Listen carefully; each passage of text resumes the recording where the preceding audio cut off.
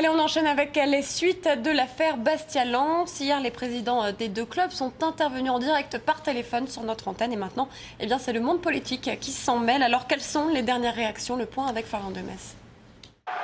Des coups de poing, des coups de pied, des scènes de violence à Furiani absolument indignes d'un match de football. Et au final, les deux présidents qui se renvoient la balle, c'était hier soir en exclusivité sur CFoot. La réaction des joueurs bastiais a été peut-être un peu vive. Pourquoi? Parce qu'ils veulent reprendre le ballon, ils veulent aller de l'avant à nouveau. À un moment donné, ça se calme. L'arbitre est arrivé à ramener le calme.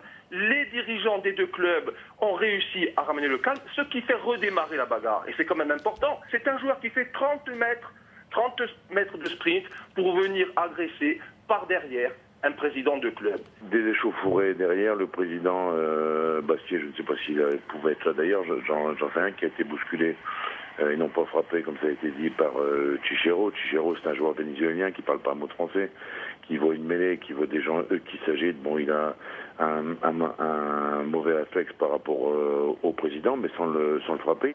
Le bilan est lourd, 3 cartons rouges, un blessé au visage. Aujourd'hui, l'échange se poursuit à coups de déclarations et communiqués de presse. Et encore une fois, les deux clubs ne font pas dans la demi-mesure. Je ne peux pas être consensuel dès l'instant où on attaque mes joueurs. Le sursis de Bastia, ce n'est pas mon problème. Mais quand on regarde leur palmarès, on a tout de suite compris. Aucune sanction ne sera acceptée et le club fera appel de toute sanction prononcée contre lui, et ce, par tous les moyens possibles. La Ligue, de son côté, condamne très fermement les incidents. À peine quelques minutes après le coup de sifflet final, elle publiait ce communiqué. Ces incidents répétés nuisent gravement à l'image du football français et à celle du club bastiais.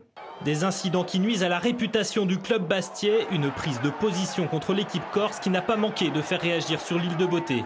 L'affaire dépasse désormais les frontières du football. Je trouve un peu désagréable que sous prétexte que ça se passe en Corse, ce soit nécessairement la partie corse qui soit responsable.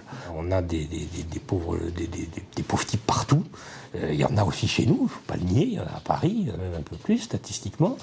Son collègue de Bastia, le député UMP Sauveur Gondolfichet, a de son côté pris l'initiative de rencontrer le directeur de cabinet du ministère des Sports pour faire le point sur cette affaire.